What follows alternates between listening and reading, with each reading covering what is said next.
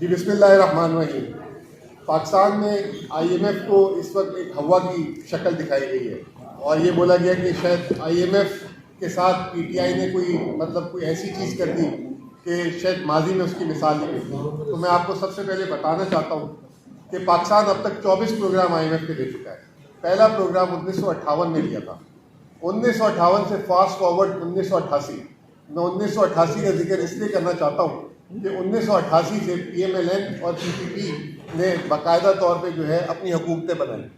1988 से लेकर 2024 तक पाकिस्तान ने आईएमएफ के 14 प्रोग्राम दिए, जिसमें से सिर्फ एक प्रोग्राम पूरा हुआ और 13 प्रोग्राम नामुकम्मल रहे। जब 13 दफ़ा प्रोग्राम 1988 से लेकर 2024 तक नामुकम्मल हुए तो उस वक्त तो किसी ने किसी को ये नहीं कहा कि इनकी वजह से मुल्क जो है डिफ़ॉल्ट की तरफ चला गया।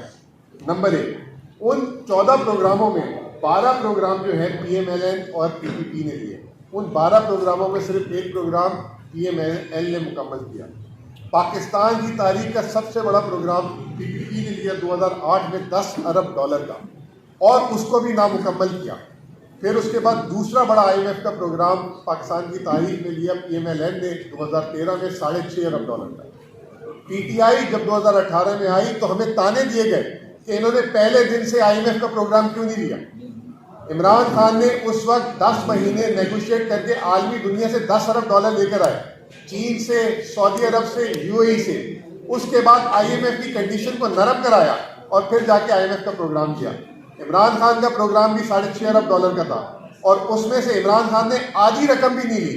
ये 2008 से 2020 तक वाहिद हुकूमत थी जिसने सिर्फ $3 अरब आईएमएफ से कर्ज दिया। पीएमएलएन ने $6.5 अरब, पीपीपी ने $7.5 अरब उठाए। उसके बाद आपके सामने आपको याद होगा कि 5 फरवरी 2022 को आईएमएफ ने पीटीआई को $1.25 अरब की किस्त दी थी और ठीक उसके एक महीने बाद नो कॉन्फिडेंस मूवमेंट आ गई। हमें यह बोला गया कि हमने पेट्रोल की कीमत और बिजली की कीमत कम करके प्रोग्राम को सबूताज किया। कैसे मुमकिन हो सकता है कि एक महीने पहले $1.25 अरब मिल रहे और एक महीने बाद सबूताज हो गया। उसके सबूत 3 से 4 दफ़ा आईएमएफ के रिपोर्ट्स रिव्यू आ चुके हैं। किसी एक रिव्यू में एक लाइन बता दें कि आईएमएफ प्रोग्राम आईएमएफ ने सस्पेंड किया हो, ये झूठ बोलते रहे। फिर पीएमएलएन आई। पीएमएलएन ने पहले 4 महीने लगाए मिफ्ता इस्माइल ने प्रोग्राम को रिवाइव करने में, 3 दफ़ा मिस कमिटमेंट किया। उसके बाद अगस्त 2022 को जो है प्रोग्राम वापस स्टार्ट हुआ और फौरन आते ही इसहाक डार अक्टूबर में आए और वो अगस्त 15 तक रहे, एक रिव्यू मुकम्मल नहीं कर सके, 10 महीने। और इसहाक डार के अल्फाज आपको याद होंगे, आई डोंट केयर। उसके बाद उन्होंने 2 ऐसे काम किए जिस पे आईएमएफ ने तरदीद की। पाकिस्तान की तारीख में कभी तरदीद नहीं करता आईएमएफ। एक, उन्होंने सेनेट पे खड़े होकर बोला कि आईएमएफ मुझे इसलिए प्रोग्राम नहीं दे रहा कि आईएमएफ जो है पाकिस्तान के मिसाइल प्रोग्राम पे कॉम्प्रोमाइज करवाना चाहता है।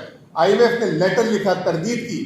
फिर उसके बाद 2 सूबों में इलेक्शन नहीं हो रहे थे तो फिर इन्होंने कहा कि ईसीपी, हम इसलिए ईसीपी को फंड जारी नहीं कर रहे क्योंकि बजट डेफिसिट आउट हो जाएगा। आईएमएफ ने मना किया।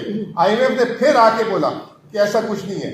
फाइनली जब ये फेल हो गए तो ये मैं आपको लेके जा रहा हूँ जून 2023। ये सबसे इंपॉर्टेंट चीज़ है। ये आज की जो अभी डॉक्टर साहब बात करेंगे, बैरिस्टर साहब बात करेंगे और उमर साहब बात करेंगे, आपकी नॉलेज में होनी चाहिए बात। आईएमएफ ने हमसे रब्ता किया, मैं सऊदी अरब हज पे था, हमसे रब्ता किया। उस वक्त ना हम कौमी असम्बली में थे ना सूबाई असम्बली में थे। पाकिस्तान की तारीख, मैं भी 20 साल से मीशत को कवर करता हूँ। पाकिस्तान की तारीख में पहली दफ़ा आईएमएफ ने बोला कि हम आप लोगों से मिलना चाहते हैं। हमारे बोर्ड ऑफ डायरेक्टर्स कह रहे कि इमरान खान और पीटीआई से कंसेंट लो।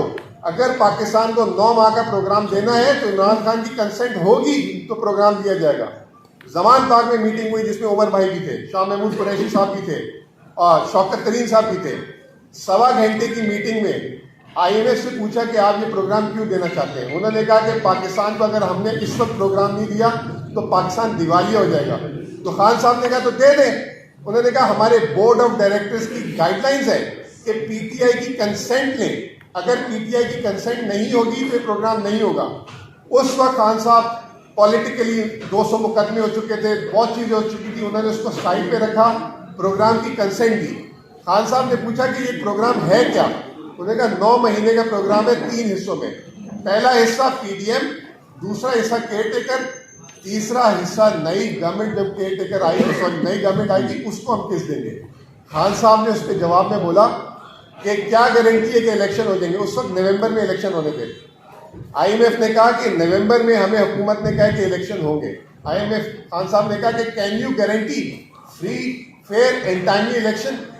तो उन्होंने कहा ऑब्वियसली जो आखिरी पार्ट है, जो तीसरा जिसमें हमने आखिरी केस जारी करनी है, वो नई हुकूमत को उसी वक्त मिलेगी जब नई हुकूमत बनेगी। यहाँ बात खत्म नहीं होती। नवंबर में पहला रिव्यू होता है इस प्रोग्राम का।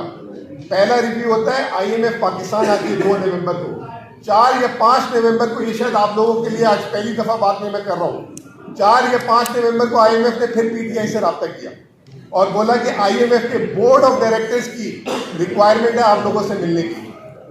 मैंने जो है पैगाम भिजवाया कि जी उस वक्त तो इमरान खान साहब जेल में नहीं थे, अब वो जेल में है और बाकी लीडरशिप हाइडिंग में, मुमकिन नहीं हो सकता।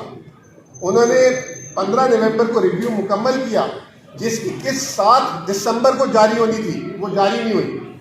बोर्ड ऑफ डायरेक्टर्स ने कहा जब तक PTI की लीडरशिप से नहीं मिलेंगे उस वक्त तक ये आगे किस नहीं चलेगी।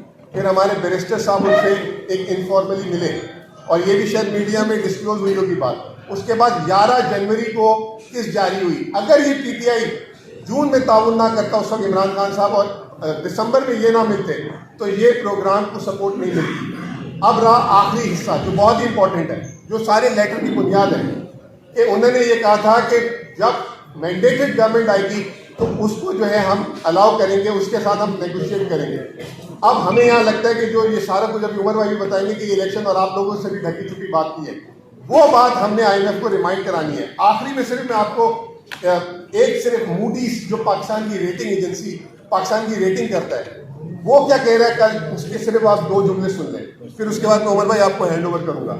मूडीज ये कहता है कि Pakistan there is a high uncertainty around the newly elected government willingness and ability to quickly negotiate new program soon. The forthcoming coalition government electoral mandate may not be sufficient strong to pursue the difficult reforms that will likely to earn the successor program। यानी कि नया programme को earn करने के लिए नई government में भी कोई कैपेसिटी नहीं है। एक सिर्फ आपको बात बता दूं कि ये प्रोग्राम जो अभी चल रहा है ये 30 मार्च को खत्म होगा, आज से 1 महीना 1 दिन बाद, और उसके बाद नया प्रोग्राम शुरू होगा जिसके बारे में हमने IMF से बात की है। ओवर टू उमर भाई।